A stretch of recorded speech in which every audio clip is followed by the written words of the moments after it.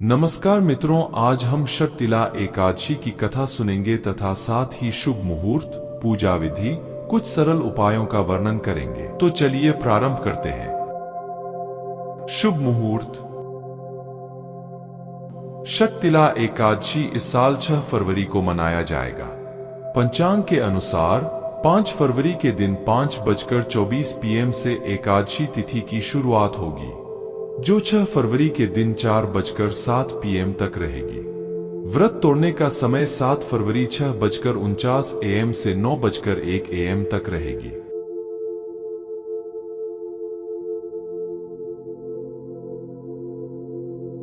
पूजा विधि। ब्रह्म मुहूर्त में स्नान आदि करके मंदिर की साफ सफाई करें। अपनी पूरी श्रद्धा के साथ भगवान श्री हरि विष्णु का पंचामृत सहित गंगाजल से अभिषेक करें। अब प्रभु को पीला चंदन और पीले पुष्प अर्पित करें। मंदिर में घी का दीपक प्रज्वलित करें। संभव हो तो व्रत रखें और व्रत लेने का संकल्प करें।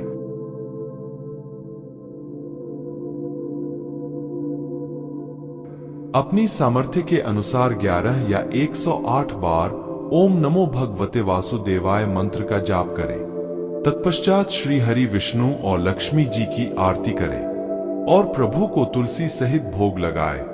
अंत में उनसे क्षमा प्रार्थना करें। अब मैं आपको शक्तिला एकादशी की कथा सुनाता हूं।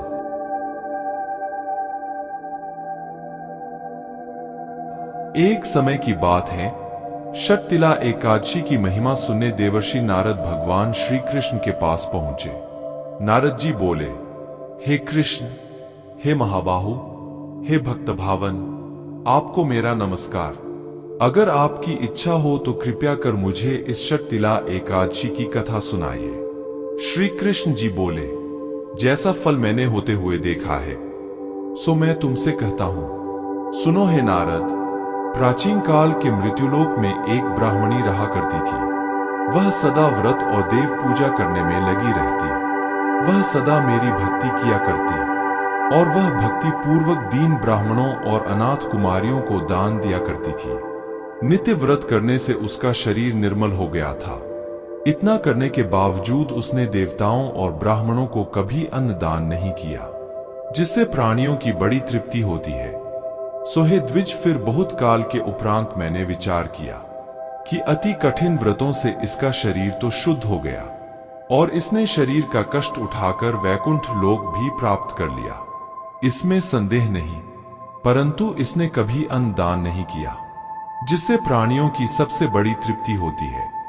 सो हे मुनीश्वर, यह विचार कर मैं मृत्युलोक में गया और भिक्षुक का वेश धारण कर मैं भिक्षा मांगने लगा।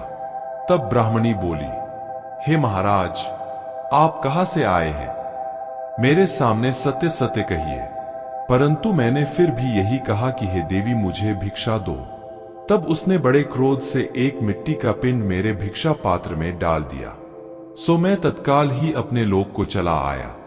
फिर बहुत काल के बाद वह अपने व्रत करने के प्रभाव से उसे सदैव स्वर्ग प्राप्त हुआ। अपनी तपस्या के फल स्वरूप उसे संपत्तिहीन, स्वर्णहीन और धनहीन सिर्फ एक सुंदर महल मिला। उस महल में कुछ न पाकर वह अस्वस्थ एवं क्रोधित होकर मेरे पास आकर पूछने लगी, हे जनार्दन, सब व्रत और तपस्या करके मैंने आपकी आराधना की, परंतु मुझे धनधान्य क्यों प्राप्त नहीं हुआ? मैंने कहा, हे साध्वी, तुम मृत्युलोक से यहां आई हो। अभी तुम अपने घर को लौट जाओ। तुम्हें देखने देवताओं की पत्नियां आएंगी। उनसे शक्तिला एकादशी की महिमा पूरा सुनने के बाद ही दरवाजा खोलना, अन्यथा नहीं। यह सुनकर ब्राह्मणी घर वापस आ गई। ब्राह्मणी दरवाजा बंद करके अंदर बैठी थी। तब कुछ समय पश्चात देव पत्नियां वहां पर आकर कहने लगी, हे सुंदरी, हे साध्वी, हम तुम्हारे दर्शन करने आए हैं, कृपया दरवाजा खोलो। तब ब्राह्मणी ने कहा, आपको मुझे देखने की इच्छा है तो कृपया शक्तिला एकादशी की महिमा का वर्णन करे, तभी मैं दरवाजा खोलूंगी। उस समय एक देव पत्नी ने उसे शक्तिला एकादशी की महिमा का महात्म्य बताया।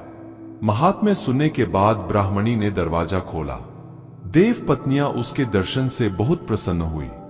देव पत्नियों के कहे अनुसार ब्राह्मणी ने शक्तिला एकादशी का व्रत किया, जिसके प्रभाव से उसे धन धान्य, तेज एवं सौंदर्य प्राप्त हुआ।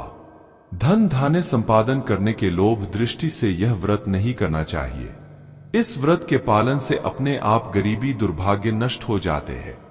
जो इस व्रत को निष्ठा पूर्वक करता है वह मनुष्य निरोगी और सभी पापों से मुक्त हो जाता है। ये शक्तिला एकादशी 6 फरवरी के मंगलवार को है। इस एकादशी को करने से हमें शारीरिक पवित्रता के साथ साथ निरोग काया की प्राप्ति होती है। वहीं तिल का दान करने से धन धान्य में बढ़ोतरी होती है। कुछ उपाय अगर हो सके तो इस दिन कर सकते हैं। पहला, जल में तिल डालकर स्नान करें। दूसरा, तिल का उपटन लगाएं। तीसरा, तिल का हवन करें। चौथा, तिल का तर्पण सूर्य देवता को दें। पांचवा, तिल का भोग लगाएं।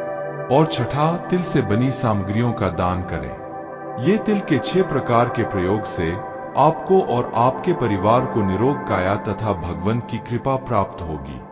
आप सभी को जय श्री कृष्णा। अगर आपको हमारी वीडियो से कुछ नया सीखने को मिला तो कृपया अपना सहयोग इस चैनल को प्रदान करें ताकि हम आपके लिए इसी प्रकार की ज्ञानवर्धक वीडियो ला सकें।